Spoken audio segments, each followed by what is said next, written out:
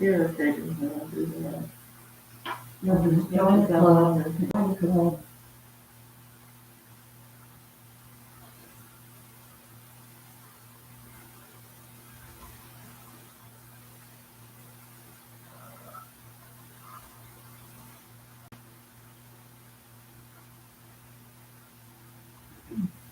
Just trying to read the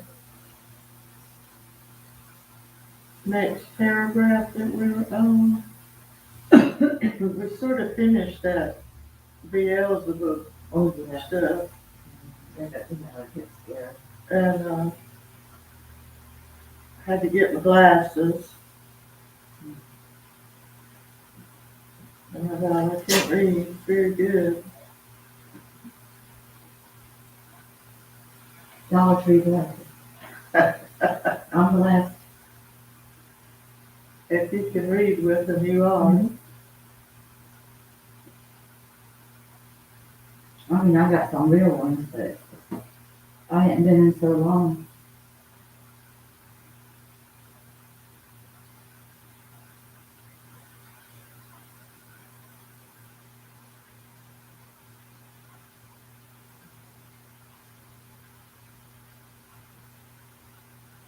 I don't know where he's gonna start at, because I think we kind of talked about Jonah already.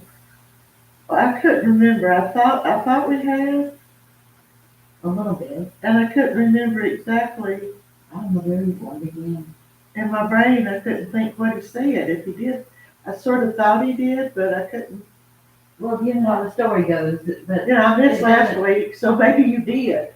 yeah. That's probably what happened. Oh, okay. Y'all did touch on it last week, I'm sure.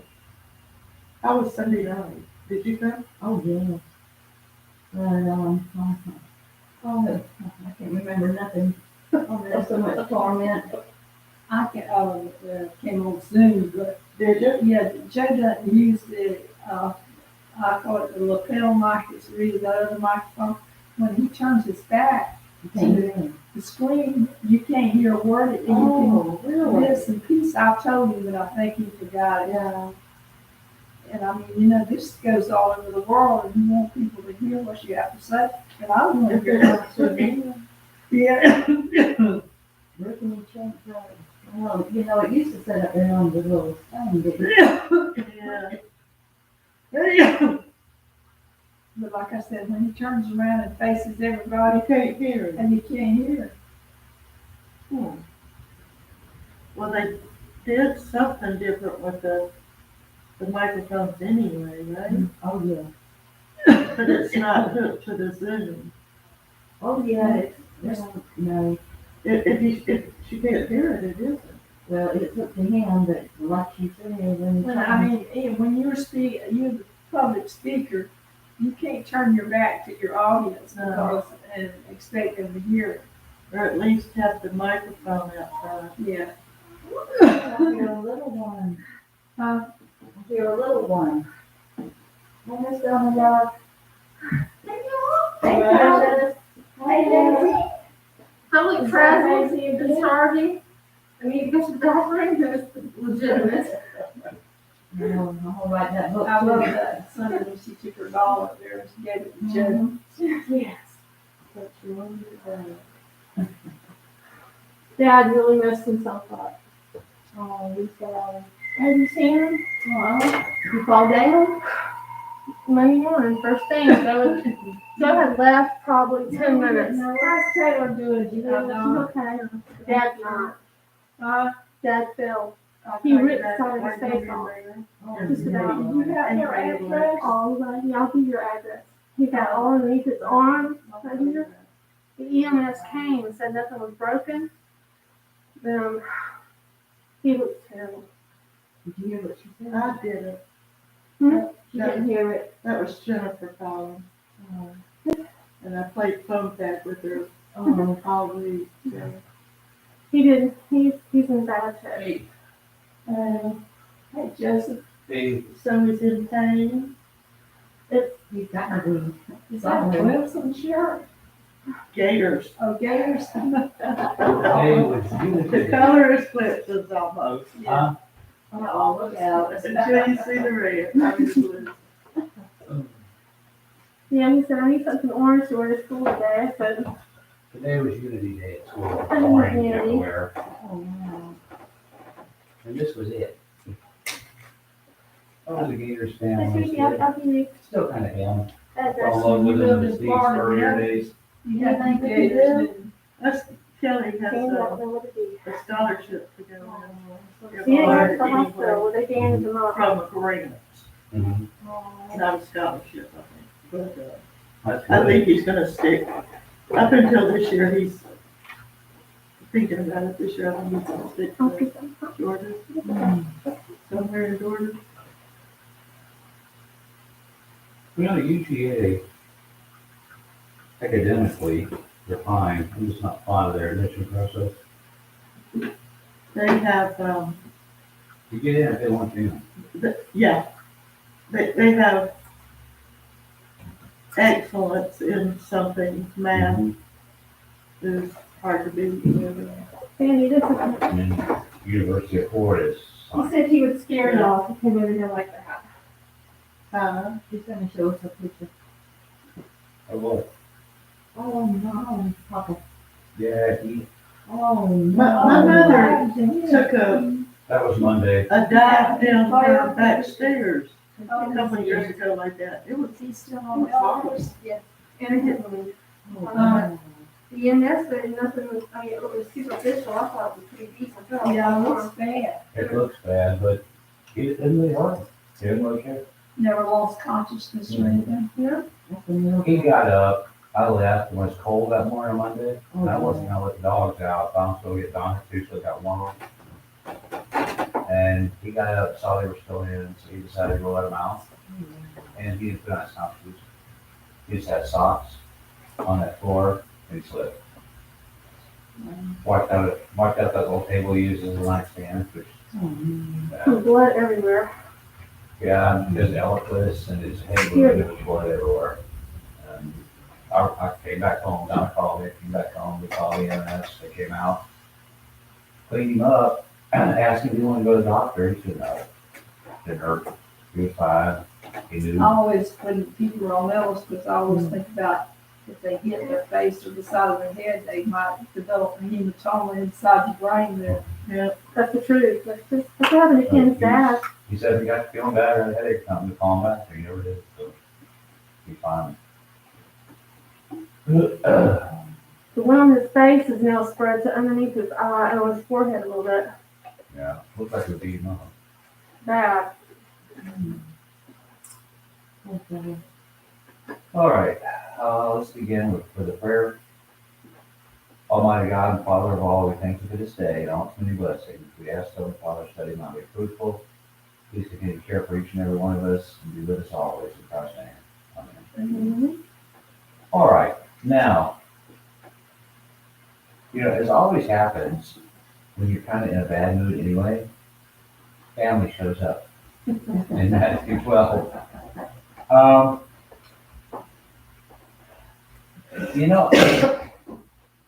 One of the first trouble I got in as a Bible teacher is people do not want me to say anything about how bad Mary Lester felt when this happened. But now let's look at this for a minute. Jesus is absolutely furious in this passage. I mean, it's entire chapter. All the way back in the paragraph that begins with verse 9, he's gone into the synagogue. There's a guy there whose hand is withered. And so, can you heal on the Sabbath? He says, yes. Well, not yes, but he says, all right, I've healed this man on the Sabbath. And he says, which is harder to do, to stretch out your hand, stretch it out, and he went away. He withdrew from there, and then they found him again. In the 22nd verse, there was a demon-possessed man, blind and unable to speak. Jesus casts out the demon, and they can't say that he didn't do it, it's just too obvious. They can't say that it was somebody else that did it, it was too obvious. They said, well, he did it, but he didn't cast it out by God's power, he cast it out by the power of Satan. As we talked about Sunday night. Jesus gets angry and he said, well, if I'm casting out Satan by Satan, then Satan is much. He's divided against himself. And he said, we know that's not going to happen. So he tells them very, very carefully and logically how that what they said is not true, it's just too obviously stupid. And so then he tells them that they are guilty of an unpardonable sin by saying that the work of God was the work of Satan. Well, then he tells them that you can tell what kind of people they are because of what they say. Look at the horrible mess they're saying. He calls them in 34, you offspring of vipers. How can you, being evil, express any good thing? For the mouth speaks from that which fills the heart. Okay? He is saying that listen to what they say, weigh it. You can see what's wrong. And then, at the end of this, they pop up with something else. In verse 38, teacher, we want to see a sign from you. Well, they just, it seemed to, you know, they can't say anything, they can't reason anyways. They just seem to, and he said, forget it. I'm not gonna do it. Not doing it. No sign will be given, except the sign of Jonah. And he said, while we're talking about Jonah, the people of Nineveh, an Assyrian capital, repented when they saw Jonah, when they heard what Jonah said. You know, and the only thing sign-like or miraculous they might have seen, I don't even know if they did, but the only thing they might have seen as a sign is a sea monster spitting Jonah out of the week. And they might not have even seen that, but they repented. He said, therefore, this generation will be judged by the people of Nineveh that were alive at that time, because they repented when they heard Jonah, and something greater than Jonah is here. They said, and also the Queen of Sheba, another Gentile city, and the Queen of Sheba, also the Queen of the South here, but the Queen of Sheba, she will condemn this generation because she came to see Solomon and saw Solomon's wisdom, and she believed. And yet something greater than Solomon is here. And then he says this passage is absolutely logically beautiful that so many people mess up. You gotta understand it with the context. So when the unclean spirit, remember what he's just done? He's cast out a demon. When the unclean spirit comes out of a person, it passes through waterless places, seeking rest, and does not find it. Well, an unclean spirit comes and he goes through inhospitable places, waterless places. These people knew what it was like to need water and not have it. It was in the desert. So it says, this is awful. I'm going to return to my house, for which I came. And when it comes, it finds it unoccupied, swept, and put in order. So then it goes and brings along with it 7 other spirits more wicked than itself. And they come and live there. So I cast out a demon. And if a demon is cast out, it can come back if you don't make changes and become even more evil. And these people weren't. He's using this demon possession as an illustration. He's saying, look what you've done. You've experienced a miracle, and it has made you more evil than you were before. Now, it says, then it goes and brings along 7 other spirits more wicked than itself, and they come in and live there. And the last condition of that person becomes worse than the first. That is the way it will also be with this evil generation. Now, verse 46. When he was still speaking to the crowds, behold, his mother and brothers were standing outside, seeking to speak to him. Someone said to him, "Look, your mother and your brothers are standing outside seeking to speak to you."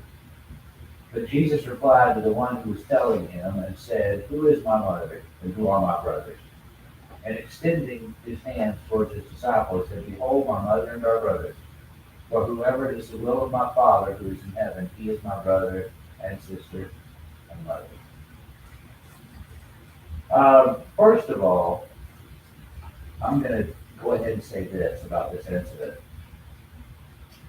Probably everybody was better off if they didn't have a family reunion right now. Things aren't going good. Jesus is furious. This is not the time. Now that's just my feelings about it. But then all of a sudden, he is, and people have looked at this as if he's calm. He's not. He's enraged at everything that's been going on with these people. And all of a sudden, in the middle of what he is saying to these people and chewing them out, his mom and his brothers are there, outside waiting to see him. Why are they there?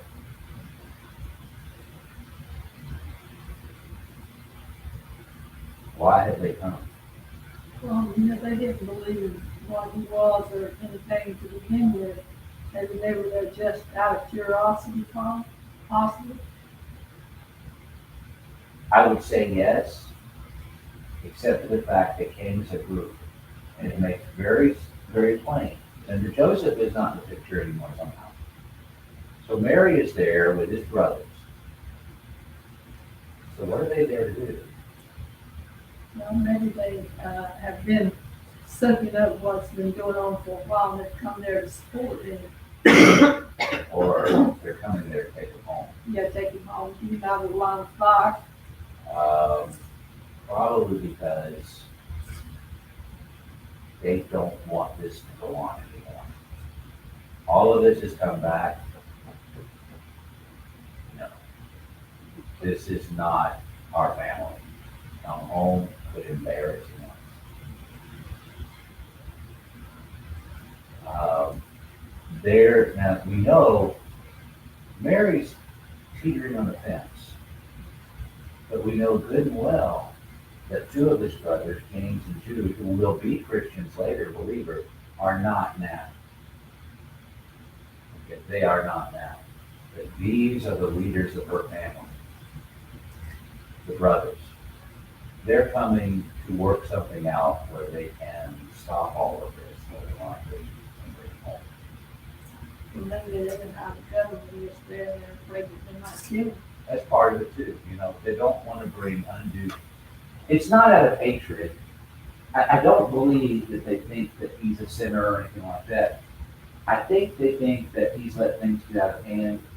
Maybe that he is maybe a little insane, you know, something might be wrong. They're gonna take him away because they see the politics of it all, they see where it can lead. We are the leaders of your family, which they really weren't. Because Jesus was the elder brother. He was actually the leader of the family. But they're intervening. And they're going to bring him home. He's not ready for that right now. He's not ready for mom and brothers to come and take him away. And, you know, even though their intentions could easily be very, very pure. That he's not going to go. No, wrong. He's not crazy, of course. He's not nuts. He knows exactly what he's doing. But to them, perhaps you don't know what you're doing. It's getting dangerous for you and us. You know, let's end this now. I'm not thinking though Mary's teetering. She's always done. And she always knew by some things that were said to her that he was going to have. I look at her side as I wouldn't want it to happen to my son. And I look at her part that way. The brothers, sisters, yeah. She You know, is, they didn't quite accept you're him. right, she does know. However, But I don't think she's teetering. She's been her entire life really, yeah, knowing from young 13 or 14. I'm sorry, you're coming on you. I missed it, but we did hear. That's okay, I'm not gonna say what's going on. Anyway, she sees where it's going. And she don't want it to happen. I was gonna say, I just don't Let's think she go wants home, it to let's happen. go home now. She's afraid for a child, I think it's the same way that I do. And she's gonna be the one that stays within the very end. She and a couple other ladies.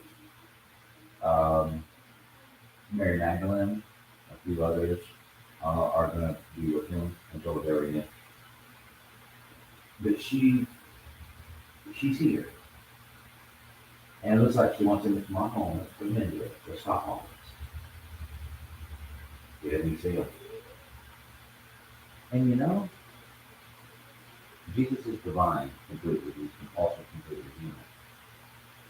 Don't you think in the middle of this, where these people are conspiring against him, there's gonna be a part of him that is gonna kinda, yeah, let's just go on home. Go back to Nazareth and live a quiet life. Well, he probably knew what they were there for to start with. There is a movie, I think that's why they brought her though, is to play on that side of it. could be, you know, we don't really know everything, but I think we know more than what most people do. You know, most people just teach this like, well, they're coming to see Jesus. I don't think they're just coming to see him. I think they're coming more than that. Because they come as a group, Yeah. a family group, which to us is fairly important, but to them it's ultimately important.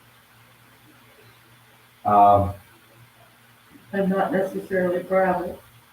And there's a movie that I refuse to watch. The church told us not to, and everything I know about it, I'm not going to watch it. But what I heard is that it says it has this kind of, not from this incident, but kind of what started here, and other people see it, is that Jesus did decide to give all this up and had a life just like every other Jewish male at the time.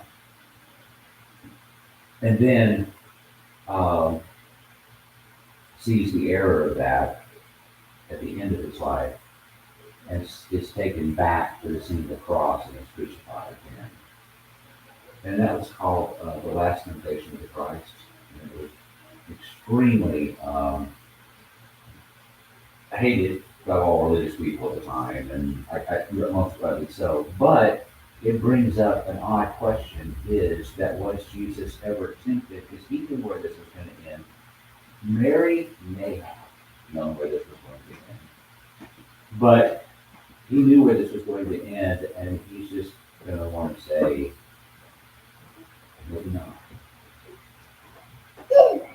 I don't think he would have, but having seen his mother and his brothers this time, it may have been a temptation for him to say, okay, nothing, and you look at it, nobody's going to think anything about it. You know, nobody's going to think anything about it if he just goes on home and gives up on all this. But he stays. And in fact, in chapter 13, he's going to keep on with this. And it looks like here might be a point. Maybe not the point, but here might be a point. I think there are several points in Jesus' life where he makes a decision. I'm going to do this. I'm going to go forward. Regardless, it almost seems to me that there are several points in Jesus' life, because he could have given up several times. This is one of them. It's a point at which Jesus starts running headlong into the cross and starts doing things, it seems to me, on purpose to so anger the religious leaders of his day that it's going to end It's not fair. Well, you know that he didn't, in scripture, don't we, that he didn't want to go through all this because he's afraid, to let the cup pass from him. And it looks like, and I don't know what y'all see in John 17 in that prayer, but it looks to me like what I see is a man who does not want to go to the cross. And that is a time in which he could have given it up too. Matthew chapter 4 that we've already looked at, he could have given it up. That was when he was tempted of Satan. And who would have Probably. He has several points at which he decides to run headlong into. And if you look on the outside of this, he has some followers, certainly, quite a few. But his enemies are very powerful individuals with a lot of power behind them. We're going to find that out pretty soon. So, Jesus is, and really, if Jesus was not somewhat, I don't want to say afraid, that Jesus was somehow dreading the future, if he wasn't, what kind of sacrifice was that? If he did not feel this way, if he did not feel, I don't want to go, but I will go. But if he didn't feel the I don't want to go part, is it much of a sacrifice at all? Being the human side of him was probably he agonized over, having to give his life for. Well, yes, and if we take it out of this context, let's look at, all those Medal of Honor members in the military. What makes it such a sacrifice is the fact that they chose their fate not because they wanted to. Okay? If they had looked the day before and said, this is in the future, I'm going to have to do this tomorrow, they wouldn't have gone. They obviously did not want to do this. And that's what makes the sacrifice so huge. Now, if someone is insane and walks into an ocean and drowns, or someone is insane and hangs himself, or something like that, then we don't think that's a sacrifice. But what sacrifice is someone who does not actually want to do what they're doing, but does it anyway, for the good of others. And this is what Jesus is doing. He is going to not stop here. He is going to fully enrage the leaders of his day. He's going to tick off the Romans eventually. He certainly is going to tick off Herod, who John the Baptist had already made mad, and he certainly is going to become a problem to the Sanhedrin, who is the real power in Jesus' society right now. And he's going to do things that further inflame them against him. Now, he does, and you can see him do it. He tells them they're wrong. He logically shows them that they're wrong. And people do believe him. Excuse me.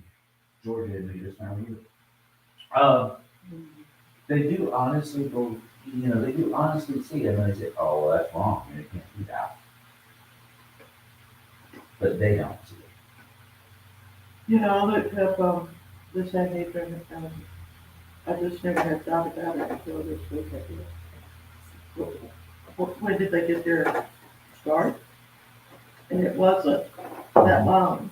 Mm-hmm. And it also probably couldn't have happened that way. The right place at the right time with the right people. It wouldn't have happened had it not been for them, because the sects and the sects sort of didn't become engaged until the Sanhedrin. So, he came at the appropriate time, obviously, but it was known, I have to feel like, by God and Jesus, what was happening, what was gonna happen, and what needed to happen to, let it be done. You know, if it hadn't been for them, it would have been a smaller group after him, just the people day to day that he somehow came against something that they believed. But they hated him from the moment. Yeah. But just the moment, it was like, you meet somebody and you just don't like them. Crowd and they attacked Stephen. He Yeah. wasn't the first, nor the last. Okay? And they always didn't like the prophets, so. They did not. But the Sanhedrin, yeah, there were religious leaders in Israel before who kind of were bad or mean or, Yes, but this group, a ruling group. yeah, A ruling group instead of a patriarch, tetrarch or anything like that, which came about yeah, after the fact too, but, this was a group of, it's just, when you think of coincidences, if that's, I don't call them that, but it tells you what I'm thinking. It made the right time, the right place, and the right people, I doubt so that any his other grace time, yeah, could be fulfilled. and it was at the end of Judaism. I mean, Judaism was going to end anyway, very quickly after all of this, within 30 years, 40 years, I'm sorry. It was going to end fairly quickly. In fact, the same people who are around on this day, some of them were going to see Jerusalem destroyed. Now, and also this group, Jesus was not the first that they had persecuted. And he wasn't going to be the last. They're going to do this again to other men that they see as a threat to the way things are going. And it's just like, I know it shows a history teacher to do this, but it's just like, as much as I admire the political leadership of Queen Elizabeth I, she had her cousin, Mary Queen of Scots, beheaded because she was a rival to the throne, to her rule. The Sanhedrin is very jealous of power. You're not going to take it away from them, not without a fight, and they're going to bring everything to bear. Genghis Khan killed most of his brothers. He killed his uncle. He killed anyone who had a claim to his throne. Herod the Great had killed a lot of his sons. In fact, all of them that had the ability to rule, he got rid of them quick. And you were left with these idiots like Agrippa and Antipas and all these guys that Hitler who wound up ruling. So the Sanhedrin is the same way. They have found, and they have gotten their position by plotting and scheming. And they're holding on to it by rumor and innuendo and scheming and plotting and politics. They're making deals under the table and things like this. We know this from Jesus coming in, overturning the money changers and getting rid of the sheep and stuff in the temple. These were not nice men. Now, were there nice men on the Sanhedrin? Yes, there were. There were very devout men on the Sanhedrin. And they were there for a purpose, I would imagine. That's the public face of the Sanhedrin. One of them, the Bible actually calls a good man, Joseph of Arimathea. Nicodemus, that John chapter 3 was written, that huge big sermon that the preacher just went in. Nicodemus was a member of the Sanhedrin. And he is coming, the rest of them don't, but he comes to Jesus by night. He's a very conscientious Jew. Is what we're doing right? Does this man really have the key to what we should be doing? He's very honest about it. He's very ethical. But he's still a little bit afraid of, I guess, maybe losing his position, and That's true, but he does come. he does. He does come to try to find out, am I right? He is very conscientious about what he's doing. And these are the public faces of the Sanhedrin, But now, there are those in the Sanhedrin who will take their place in the list of the most evil individuals that have ever lived on this earth. From what I can understand, from what I've studied, and from what you can find out, which by the way is very critically small about these individuals, which only goes to show you, the good guy in this is Jesus, and we know everything, most famous man in the world. The bad guy at this time are a couple of like Annas, Caiaphas. You can't really find anything about them. But from what they're like to find out,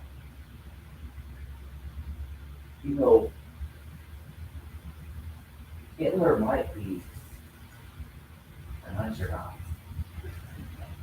Stalin might be less mean than these guys were. Annas,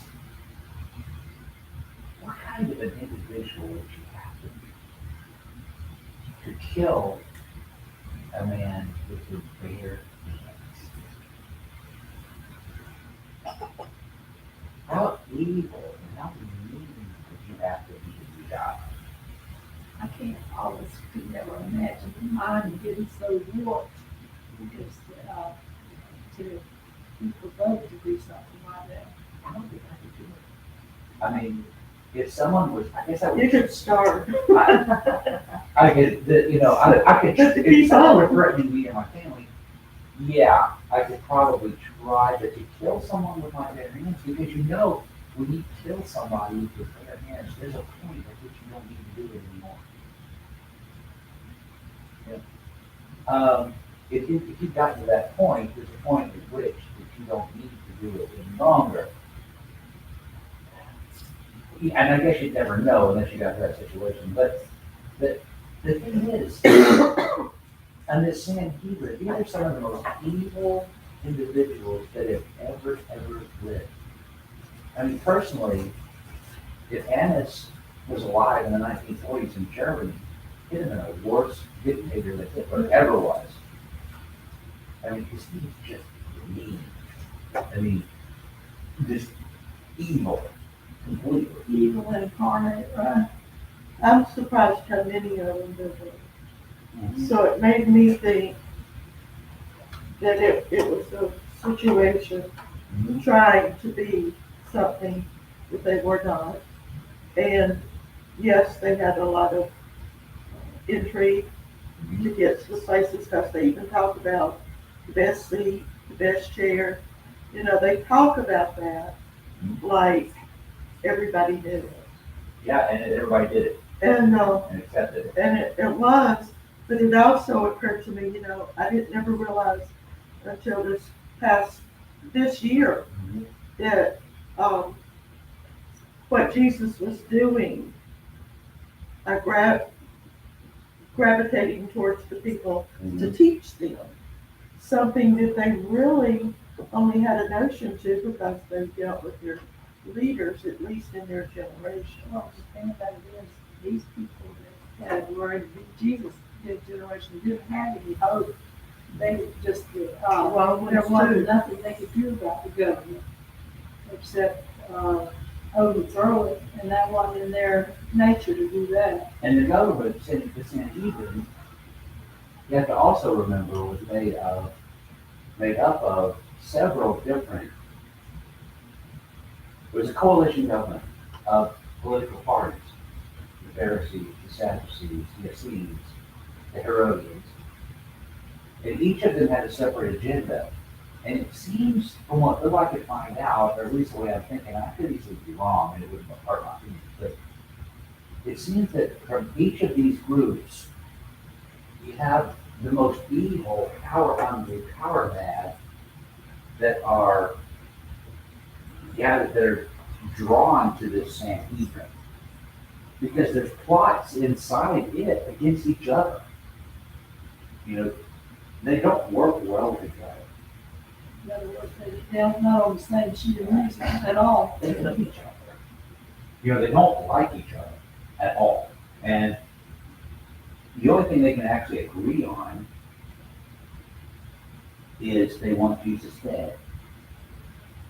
But if you look at the trial, and I had never, before I moved here and started studying this, I remember finding that these people hate each other so much that they messed up Jesus' trial. These guys would hire witnesses to say something that would get Jesus killed, that were discredited or contradicted by these guys hiring other witnesses that had their own false testimony. And there's no way they could accomplish this in America. I mean, no way. Not the way it is now, because, you know, in our system of justice, you can't do it. You can't, I mean, you can lie in our courts and get away with it. People have. But you can't have several witnesses contradicting each other with their lies. Yeah, they throw it out. Yeah. So the prosecution would not make a case that way. You know, it's just not going to happen. These guys hated Jesus, of course. Not all of them, because the Bible makes it very clear. There were some even there in that room that admired Jesus, that followed him, they believed. But they kept quiet because they want to be thrown out of the synagogue. I don't know why. I wouldn't want to be there. But they kept quiet. But how evil do you have to be to want to kill a man based on things you know he lies? You can disagree with people, like always do. How they slept at night. Well, you know, right now, it's kind of a epiphany or a contradiction to me when I'm teaching in school. One of my standards is I have to teach about Islam and the Muslims. And I have to, and again, I don't agree with this guy completely. You're required to teach about this? Yeah, because it's important. It's a standard. You have to cover it. And I think that you should, because it's a big part of today's world. Okay, and so I had the kids looking today at Muhammad. Getting past his culture and things like that. Muhammad had a lot. Muhammad was not a violent man. He was a very, very considerate human being who preached tolerance towards Christians and Jews. Now, what has been made of that? He also taught respect for women. Yeah, he did. Well, if you overlook him Aryan kids, I guess he just, but I mean, you can't leave out, that's something I just probably don't want to talk about. Well, the thing is, what I'm saying They're is, so against Christianity, but false religion. Muhammad was not. But they are, and they are really against Jews. But do you notice that lately, this is something that Muhammad would never have attention to. Most of the radical Muslims hate each other more than they would be most of violence happens in the mosques, in the atrocities, and against other Muslims. But Muhammad is not different. The other thing is Martin Luther. He's just been vilified by many other Christian groups. But in my opinion, Martin Luther has a problem. I think Martin Luther has a problem because nobody else has been right before. And as you look at Luther's career, he gets more and more and more like what the Bible had to say. But sure, Martin Luther was a Roman Catholic monk. That's all he did. And the Middle Ages Roman Catholic monk. And so he starts, I have a lot of respect for him. And a lot of things have been done in Luther's name that he would never want to do that. The same thing's true of honor. This is not the way that it's turned out with a lot of people. It's not the way he attempted. I mean, he taught respect for women. He taught respect for children, especially. He taught respect for family. He taught tolerance of Christians and Jews and other religions. But, and you have to understand, God taught many things in the law of Moses that the Sanhedrin just simply ignored. Jesus points that out in many of his sermons. I also think Muhammad was wrong about several things too. But, you know, religion is great, but it can be used for some very evil things. And they do it all in the name of religion. Even Christianity. And you look at the horrible, horrible things that happened in the Crusades. You know, in the name of that. And look at the groups that are hiding behind Christianity today. And it's just sad. All right. Let me find an invitation song. I guess I got on a soapbox.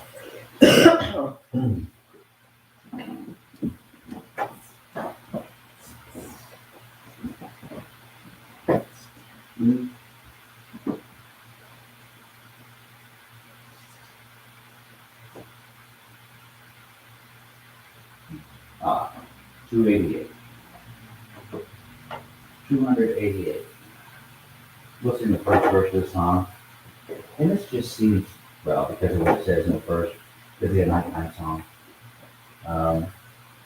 But as we sing this song, understanding that the great suffering servant, we want him to always live with us. And that we, in the day, through the night, we stand in need of final words of invitation, we come, so we stand.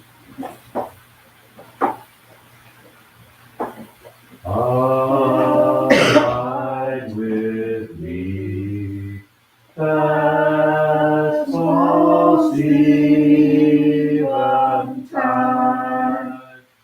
the darkness deepens, Lord, with me abide, when other helpers fall and comforts flee. Help of the helpless, so abide with me. Almighty God, Father, we thank you so much for this day and all from the blessing. We pray that you'll give us each and every one what we need to grow, to be with you, to abide with you even further. Pray your blessings upon each and every one. We pray for those who are kidnapped in Haiti that they'll have a safe return to their families. We pray for all those things around the world that are going on right now. We ask, Heavenly Father, that our world leaders and our world citizens become closer to you. Continue to help each and every one of us, Father, and forgive us for our sins. Dismiss us from this place, but help from our presence and Christ and prayer. Amen. Amen. What I did see on the news when I first came over is they have found human remains with frying laundry stuff around it. So they're looking like he may actually have that. So, you know, that's been a bad thing for a long, long time. Stacey's bringing you your dog. She wanted to sing you her Jesus song. She's giving me what? She wanted to sing her Jesus song to you. Do what? You want to sing it? No, what do you have? What do you want to do? Jesus. Go ahead. Stage fright. You want to stand here and sing it? Okay, you can sing it now.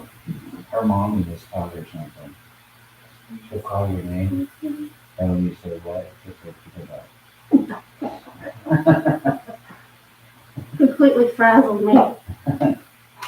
Every now and then, you hear from the back seat, "Chill out." Super Sunday is a Sunday. Everybody call Maria and tell her to bring something hot and spicy and then I always wind up taking this up to work with me next day and eat. Takes off the kids, but I eat it up. My whole classroom smells like a Indian restaurant. To me, I wish they would bottle that smell. You ever walk into an Indian restaurant? That spice smell, I wish they'd bottle that. They do. They come in taxis in Atlanta. So they're hanging, yachting. All right, folks, be encouraged for Dad, they'll heal. Wow. We won't be arrested for being in.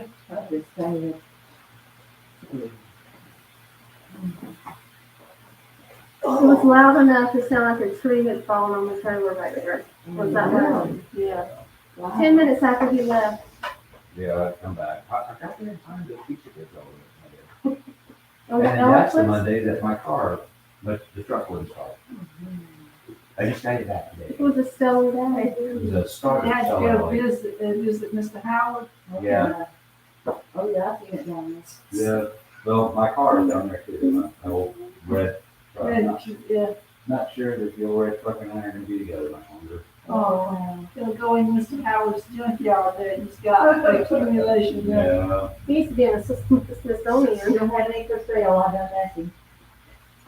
yeah, that old Ford Explorer, they don't probably ask for it, if it's Smithsonian for too much longer. Yeah. 300-something-thousand miles and it's still going, or was still going. Got that thing too. So y'all have to go back to see. Good to see you. Hey, sweetheart. I'll text you Taylor's address. I don't know it right offhand. I'll text it to you. Okay, because I'll have to see her. Hi, sweetie. Love you. She's on the way back. I love you so much. You're my baby, aren't you? My big girl. He's my big girl.